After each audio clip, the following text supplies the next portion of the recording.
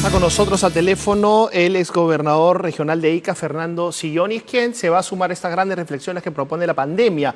Buenas noches, señor Sillonis. Muchas gracias por acceder a la entrevista en 2020. Muchas gracias, René, a la orden. ¿Qué grandes conversaciones? Espero que haya escuchado usted esta entrevista que tuve hace unos minutos con el señor Márquez. Sí. Usted tiene aspiraciones políticas. ¿Qué grandes conversaciones tienen que haber entre los empresarios, la ciudadanía y el Estado a partir de lo que estamos viendo, a partir de todo lo que nos ha enrostrado con más crudeza de lo que nos enrostra todo el tiempo esta pandemia? Bueno, el Estado tiene que ser más servicial, ¿no? Los he escuchado con atención.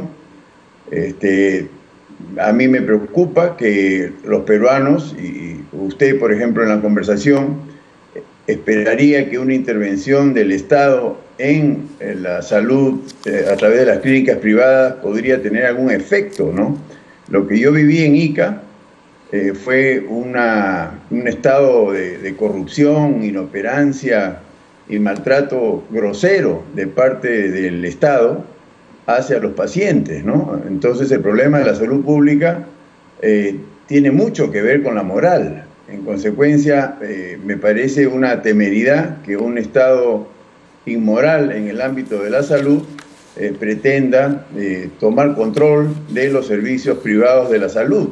Yo creo que sería para degradar aún más la atención de la salud a los peruanos. Y eso es difícil, eso es difícil de comprender, ¿no? Porque, claro, es como impulsivo el asunto, pero el Estado como gestor hace décadas, desde que somos república, probablemente es muy malo, es pésimo gestionando. Entonces tiene sentido lo que usted dice.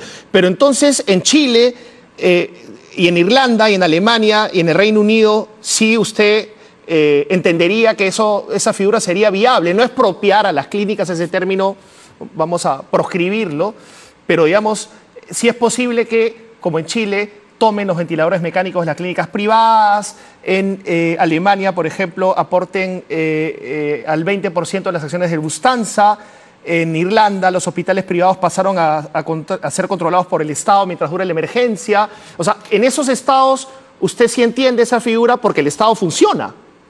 ¿O es una cuestión ideológica? Exacto. Cuando el Estado funciona, puede, digamos, en estados de emergencia, tomar ese tipo de acciones, ¿no?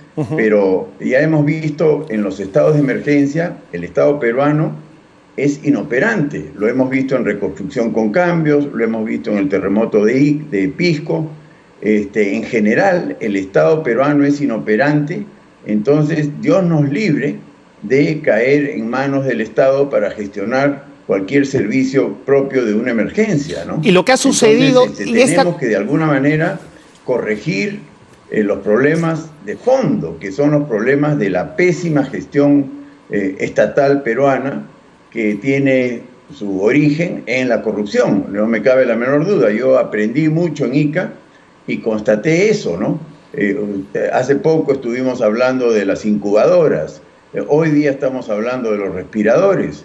Y si no teníamos incubadoras, si no tenemos respiradores, no es por falta de recursos, no es por falta de abastecimiento, es por corrupción, ¿no? Entonces, no le entreguemos a un Estado corrupto ninguna gestión, porque nos va a malograr aún más, ¿no? Esa es mi conclusión, digamos. Es una conclusión técnica, más que ideológica, ¿no?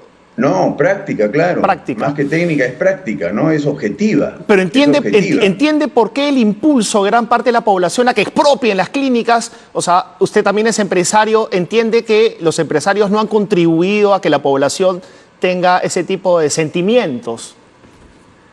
Bueno, es bien populista ese mensaje, ¿no? Expropiar tiene acogida, eso siempre ha tenido acogida. La reforma agraria que expropió las tierras tuvo una gran acogida. Pero había una falla. La expropiación de la banca, la expropiación de la prensa. De acuerdo, pero... Todo eso tiene acogida, pero ese es el populismo, pues, René, que no podemos jugar con él, ¿no? Es bien populismo de derecha y de izquierda, pero un mea culpa del sector empresarial. ¿No? Dos preguntas puntuales para terminar. El sector empresarial, un mea culpa del sector empresarial y el hecho lamentable que los gobiernos regionales solo hayan ejecutado el 30% de su presupuesto. Bueno, vamos por lo segundo, los gobiernos regionales en general son un fracaso, ¿no? Lo estamos viendo.